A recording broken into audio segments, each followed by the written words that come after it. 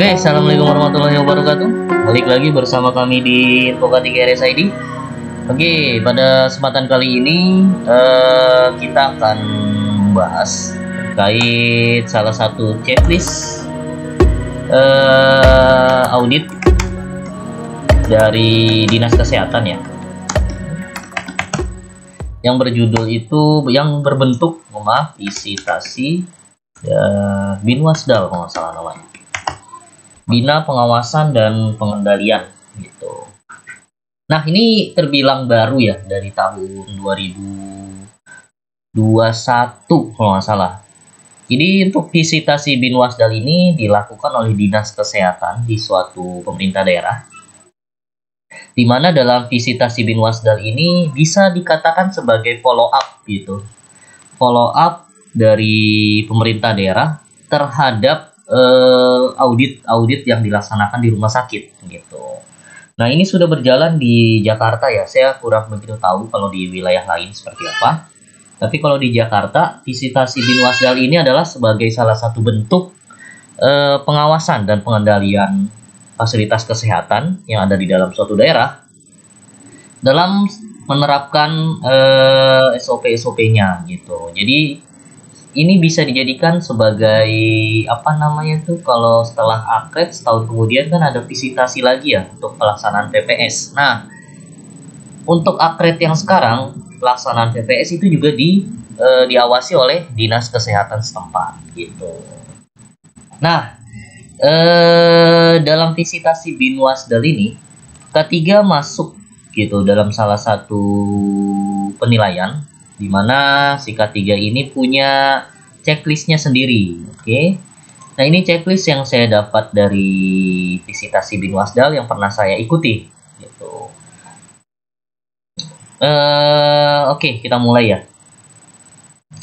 Untuk checklistnya sendiri, kalau saya lihat ya, ini tuh masih menggunakan standar regulasi yang lama, teman-teman gitu. Jadi kalau K3 di rumah sakit ini kan peraturan atau regulasinya itu kan udah lama ya. Ada yang dari 2007, Kepmenkes berapa saya lupa, lalu diupdate di 2010.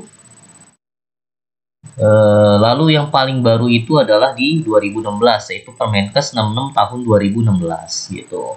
Nah, checklist yang dimiliki oleh Binwasdal ini itu masih menggunakan standar yang lama, yaitu standar K3 yang di tahun 2010 gitu. Saya lupa nama regulasinya apa ya, tapi masih berbentuk Kepmenkes dulu gitu. 362 apa 532 saya lupa.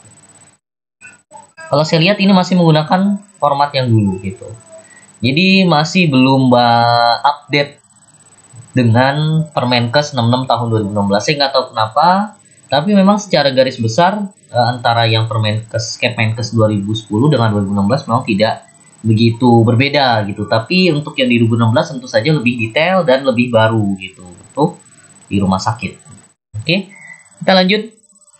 Jadi checklistnya ini hanya nggak banyak ya, ada 11 ya, 12 poin. Dimana saat visitasi ini kita diminta untuk menunjukkan dokumennya, lalu menceritakan bagaimana pelaksanaannya gitu. Jadi mirip-mirip akred, cuma yang melakukan visitasi ini orang Dinas Kesehatan, jadi orang pemerintah, bukan lembaga penyelenggara akreditasi. Oke. Nah, untuk pertanyaan nomor 1 yaitu terkait dengan pengembangan kebijakan K3 rumah sakit, di mana elemen penilaiannya adalah pembentukan atau revitalisasi organisasi K3RS. Kalau ini yang diserahkan itu adalah SK tim K3RS. Oke. Intinya sih visitasi ini, jika teman-teman sudah melaksanakan akreditasi, pasti gampang gitu untuk menjawab penilaian visitasi Binwasdal ini gitu. Oke. Lalu yang kedua, merencanakan program K3RS selama 3 tahun ke depan. Oke. Nah, ini 3 tahun ke depan. Ini bahasa Kepmenkes yang 2010 banget, karena memang di Kepmenkes tersebut ada tulisan 3 tahun. Ini jelas ya, ini adalah program K3RS. Oke, lanjut. Lalu yang pertanyaan nomor 2 adalah pemberdayaan perilaku K3 rumah sakit. Tadi ada kebijakannya, sekarang pemberdayaan perilaku gitu. Yaitu adalah yang pertama adalah advokasi sosialisasi K3 pada seluruh jajaran RS, baik SDM, pasien, pengunjung. Oke, nah advokasi sosialisasi K3 itu adalah pelaksanaan sosialisasi. Gitu. Ini sosialisasi K3 ya. Di sini baik kepada staf, pasien maupun pengunjung. Ini silahkan dilengkapi. Kalau teman-teman yang sudah melaksanakan akreditasi, pasti ini ada datanya. Gitu. Lalu di sini yang kedua adalah penyebaran media komunikasi dan informasi. Nah ini pembuatan media komunikasi ya, edukasi, KIE lah. Komunikasi, informasi dan edukasi. Ini silahkan teman-teman tunjukkan aja posternya. Oke, bisa bentuk poster, leaflet, atau manual book, atau bahkan bisa juga film gitu, terkait dengan pemberdayaan perilaku K3. Kalau saya kemarin, kalau teman-teman yang bingung terkait penyebaran ini, bisa teman-teman cek aja di Google, itu banyak sih. Jadi tinggal tunjukkan ini loh bentuk komunikasi dan informasi edukasi terkait K3 di rumah sakit saya, seperti ini. Lalu yang ketiga, promosi K3 pada setiap pekerja dan pada pasien serta pengantar pasien. Nah ini sama seperti yang atas ya, ini adalah sosialisasi K3-nya. Cuma kalau di tempat saya sendiri, saya itu punya namanya TBM. TBM ini adalah Toolbox Meeting. Ini seperti safety induction, tapi bedanya di TBM ini kita melakukannya ketika pergantian shift gitu, atau operan shift gitu. Materinya pun simpel sih, cukup 5 menit aja. Jadi sharing terkait dengan manual handling gitu, ataupun ergonomi kerja, ya materi-materi singkat lah terkait K3 gitu.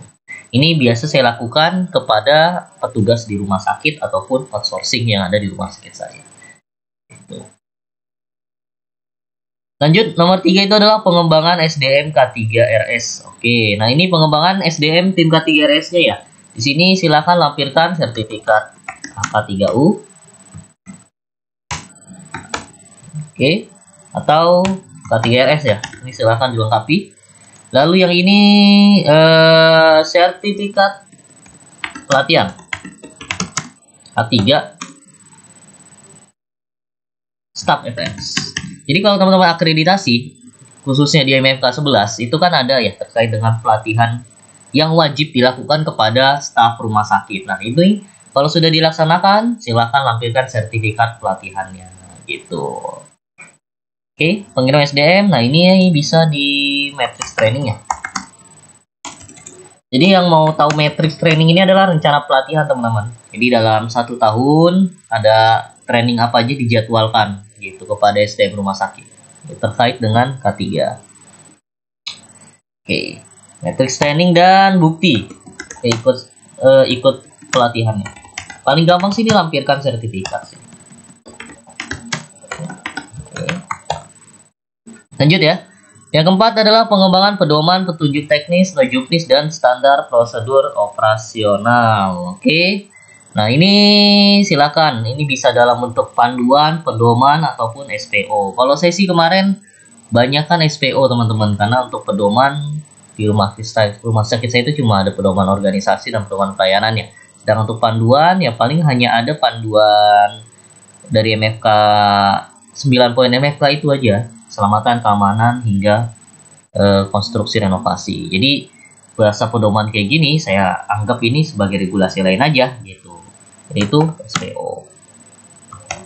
Oke. Ergonomi ya. Dan ketika saya lampirkan SPO itu juga tidak masalah gitu. Gol-gol aja gitu. Ini SPO pelaksanaan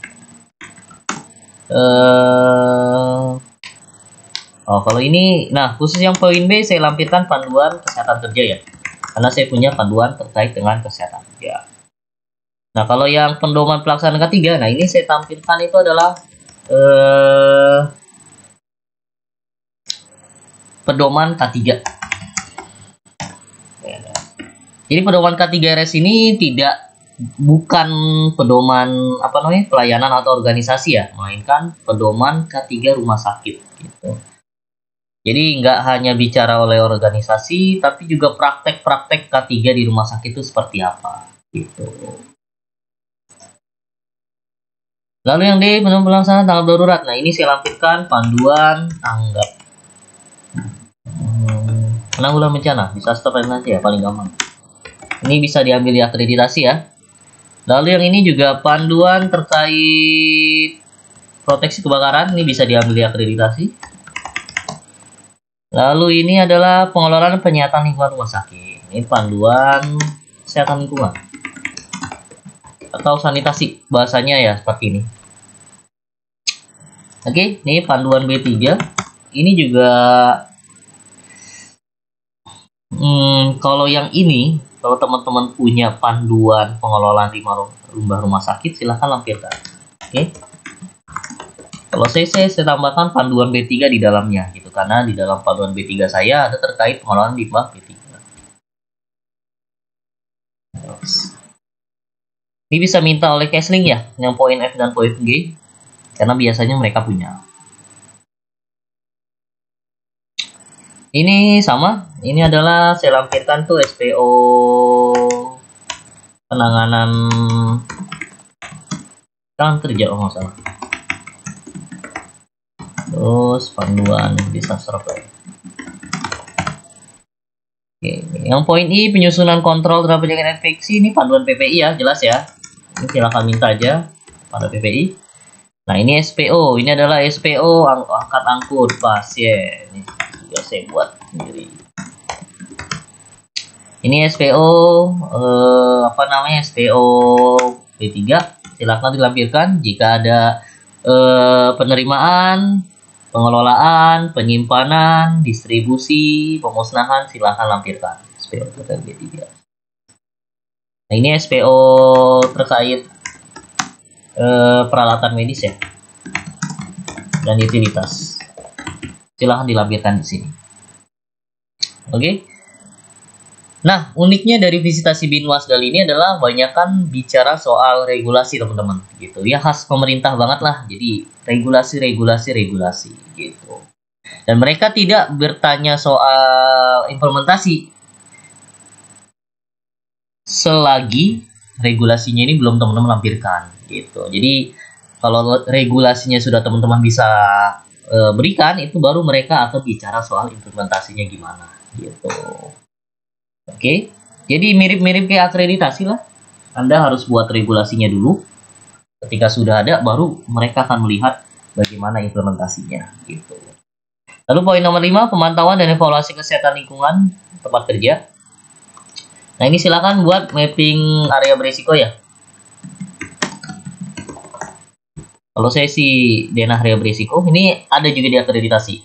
Lalu di sini adalah evaluasi lingkungan tempat kerja. Nah, kalau ini saya berikan itu adalah audit A3. Ini juga saya pengukuran lingkungan kerja, saya masukkan. Pengukuran lingkungan kerja ini adalah pengukuran pencahayaan, lalu kebisingan, fisik. Biasanya Kesling juga ada terkait dengan air, limbah, sampah gitu. PPI juga terkait dengan pengelolaan infeksi. Nah, itu ada masuk di sini semua. Lalu yang keenam, mudah ya. So far seperti ini, kalau teman-teman sudah akred sih ini terbilang mudah ya. Yang bingung tuh kalau teman-teman belum akred gitu, karena dokumennya pasti harus buat lagi dari awal gitu. 6 itu adalah pelayanan kesehatan kerja, melakukan pemeriksaan kesehatan sebelum bekerja. Oke, ini silakan berikan laporan MCU. Ini nggak perlu kasih ini hasil MCU karyawannya, tapi berikan aja laporan pelaksanaan MCU gitu. Oke, ini kalau yang ini adalah bisa juga laporan pelaksanaan MCU-nya kalau teman-teman buatnya sudah detail dalam artian sudah ada follow up terkait dengan hasil MCU yang ada gitu. Misal ada ditemukan 3 perawat dalam kondisi unfit ya, atau fit with not gitu. Nah, follow up-nya adalah dilakukan konsultasi ke dokter spesialis terkait, di mana dalam konsul tersebut didapat obat, didapat konseling gitu, didapat rehabilitasi. Nah, itulah yang ingin diketahui oleh visitasi Binwasdal ini gitu. Jadi silakan teman-teman buat form aja gitu, hasil follow up dari MCO itu seperti apa. Oke. Lalu yang ini meningkatkan kesehatan badan, kondisi mental, kemampuan fisik. Nah, ini silakan buat acara-acara teman-teman. Kalau misalnya di RS teman-teman ada Zumba, ini bisa. Ada peregangan. Nah, ini silakan dibuat aja dokumentasinya atau videonya gitu. Atau apalagi ya? Futsal gitu misalnya yang cowok ya, atau badminton. Nah, ini silakan dilampirkan aja foto atau dokumentasi kegiatannya. Lalu yang D, pemberian imunisasi. Nah, ini laporan imunisasi ya. Kalau bingung terkait imunisasi ini, ya teman-teman bisa juga lampirkan laporan imunisasi COVID. Itu juga bisa, karena kemarin kan memang saat sedang pandemi ya, di mana vaksinasi COVID itu bagian dari kewajiban. Jadi itu teman-teman bisa masukkan laporan vaksinasi COVID di sini. Oke, next, pelayanan keselamatan kerja. Pembinaan, pengawasan, keselamatan, pelayanan kesehatan RS. Oke.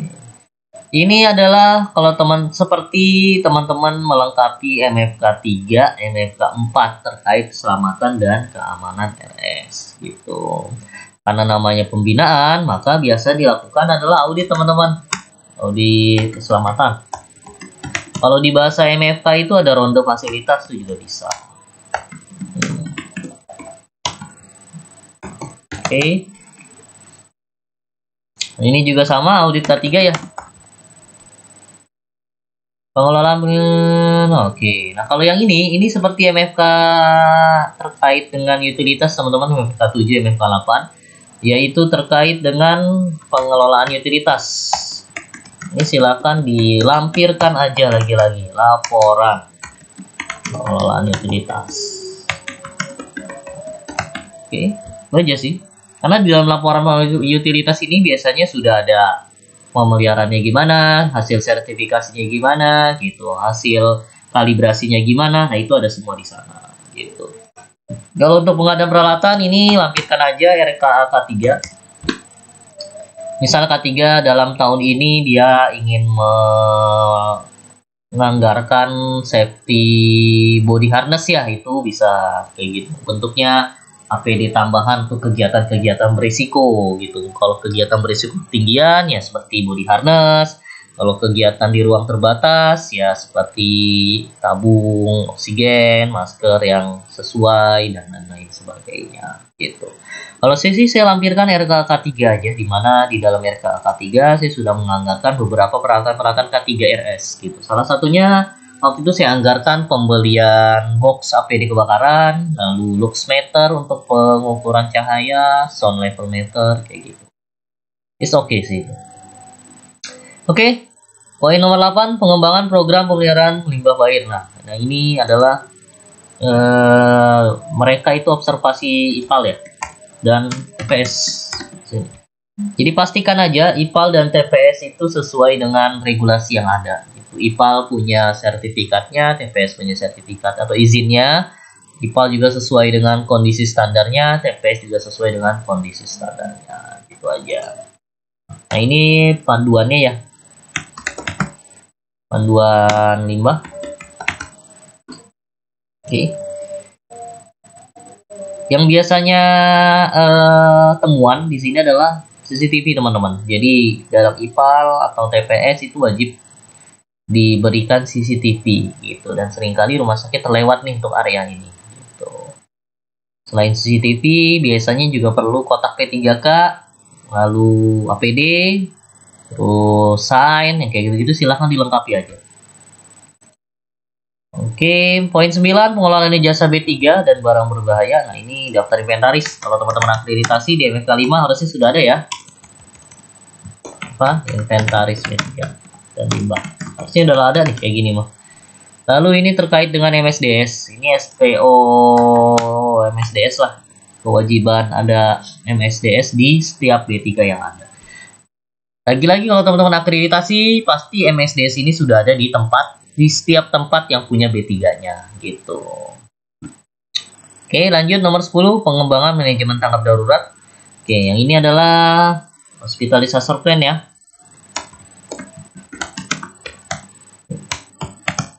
Siapkan aja tim disasternya, lalu peralatannya, terus juga SPO-nya, gitu aja sih. Simpel yang ini. Lalu pembentukan organisasi. Ini adalah tim disaster. Kalau saya kemarin ada SK-nya dan tim ini dipajang di setiap lantai gitu. Jadi di depan lift itu saya pajang struktur timnya beserta nomor telepon gitu. Di dalam strukturnya pun saya tampilkan juga rute evakuasinya. Jadi dalam satu poster atau gambar itu ada semua di sana gitu. Lalu pelatihan uji coba ini adalah pelatihan dan drill ya, atau simulasi. Ini kalau lagi-lagi kalau teman-teman sudah akreditasi ya ini mah tinggal dilaksanakan aja gitu. Tinggal tunjukkan aja dokumen pelatihan dan simulasinya gitu. Untuk simulasi mereka minta dokumennya aja sih. Kemarin tuh tidak ada drill secara langsung kayak akreditasi itu tidak ada. Lalu inventarisasi ini daftar area berisiko ya. Oke, ini juga RKA, silakan penganggaran terkait sarana prasarana tanggap darurat. Jadi ya simpel aja, contoh pengadaan apa, pengadaan lampu emergensi, gitu juga nggak apa-apa kok. Yang penting tuh kita punya rencana untuk penganggaran sarpras terkait dengan tanggap darurat bencana. Oke, ini disaster plan lagi ya. Banyak sekali. Entah itu program dan panduan. Oke. Membuat rambu-rambu atau tanda khusus jalan keluar. Nah, ini udah pasti sign jalur evakuasi ya. Nanti udah bicara rambu. Nah, untuk sign jalur evakuasi pastikan sesuai standar teman-teman. Standar itu SNI aja gitu. Pastikan sign-nya itu sesuai standar yang hijau. Lebih bagus lagi kalau glow in the dark. Juga untuk lokasinya jangan sampai terlalu bawah dan terlalu tinggi, pokoknya bisa terlihat oleh mata dan tidak terlalu jauh gitu. Jadi ada standar jaraknya itu dipatuhi gitu. Oke, harusnya sih kalau sudah akreditasi gampang lah ini mah. Pasti sudah lengkap ya. Oke, lalu ini APD. Kalau ini kemarin karena saya punya box APD bakaran, jadi saya tunjukkan saja box APD saya gitu. Dimana di dalamnya ada masker, apron, kacamata, sarung tangan, fire blanket, lalu ada senter, ada gunting, ada apa namanya itu gunting, betul. Di dalam itu lengkap. Ini pelatihan ya. Kelas 3. Last untuk poin I. Lalu yang poin J, pembentukan sistem komunikasi. Nah, ini silakan bisa SPO komunikasi darurat ya. Seperti kode emergensi gitu, alur laporan. Nah, ini silahkan tunjukkan saja. Oke. Evaluasi sistem tanggap darurat, lagi-lagi ini bisa menggunakan audit. Ketiga, saya lampirkan laporan audit ketiga saya terkait evaluasi sistem tanggap darurat. Atau ini juga bisa dengan notulen simulasi. Jadi hasil simulasi kemarin bagaimana notulennya itu bisa jadikan evaluasi. Oke, poin nomor 11. Ini lumayan lama ya ternyata ya. Pengumpulan data pelaporan ketiga. Nah, ini terkait dengan kecelakaan kerja, teman. Jadi SPO pelaporan kecelakaan kerja. SPO-nya ada. Silakan juga mungkin bisa daftar kejadian.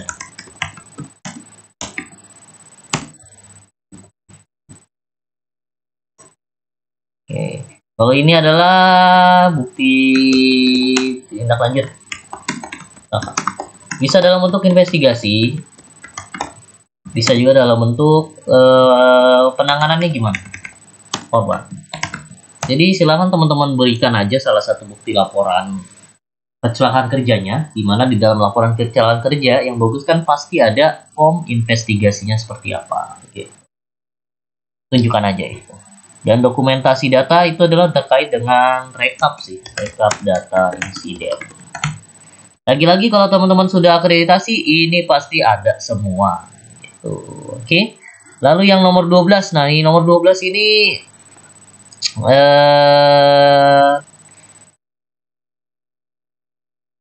jawabannya tuh paling gampang gitu. Kenapa? Karena kalau teman-teman sudah melakukan, ini pasti terpenuhi semua. Contohnya adalah audit internal menggunakan self assessment akreditasi. Nah, kalau teman-teman sudah akreditasi, pasti ini sudah ada gitu. Karena kan biasa akreditasi itu ada self assessment, lalu survei verifikasi. Nah, itu bisa digunakan.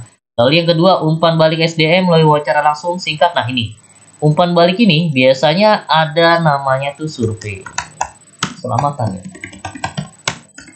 Jadi survei keselamatan RS ini kalau di rumah sakit kebanyakan tuh biasanya bicara soal insiden keselamatan pasien gitu. Nah, bagusnya tidak hanya bicara IKP saja teman-teman, tapi juga bicara soal keselamatan kerja gitu. Jadi jangan mau kalah teman-teman K3 gitu. Silakan buat survei keselamatan kerja versi K3-nya masing-masing gitu. Karena dengan adanya survei kita tahu nih mana sih evaluasi K3-nya, bagaimana kinerja evaluasinya, bagaimana mutu K3 di sini, dan apa aja inovasi-inovasi yang perlu dilakukan dalam melakukan tindak lanjut dari evaluasi tersebut. Gitu. Lalu di sini analisa. Nah, ini juga baru ya. Analisa ini jadi ketika ada lagi-lagi soal kecelakaan kerja, ketika ada insiden, silakan lakukan investigasi. Investigasi tidak hanya bicara soal penyebab, tapi juga akibatnya teman-teman gitu. Akibatnya kerugiannya gimana? Kalau teman-teman tahu lost time injury-nya berapa, gitu. Kerugian dari waktunya berapa, biayanya itu berapa, itu lebih bagus lagi. Jadi dalam satu kejadian kecelakaan kerja, silakan teman-teman taruh gitu. Kerugiannya itu apa aja sih gitu. Kalau baik bisa dalam bentuk material maupun non material gitu. Lalu yang terakhir mengikuti akreditasi RS. Ini mah gampang lah ya poin Anda nih. Gitu aja sih teman-teman, nggak terasa ya ngomongin ini aja tuh bisa sampai 27 menit, setengah jam gitu. Intinya sih ketika teman-teman sudah akreditasi, menjawab poin visitasi Binwasdal ini tidak pasti mudah gitu. Lain halnya kalau teman-teman belum akreditasi gitu, wah itu pasti kayak akreditasi aja walaupun secara mini gitu. Oke, mungkin dari saya sekian, semoga menjelaskan ya. Terima kasih, selamat malam, assalamualaikum warahmatullahi wabarakatuh.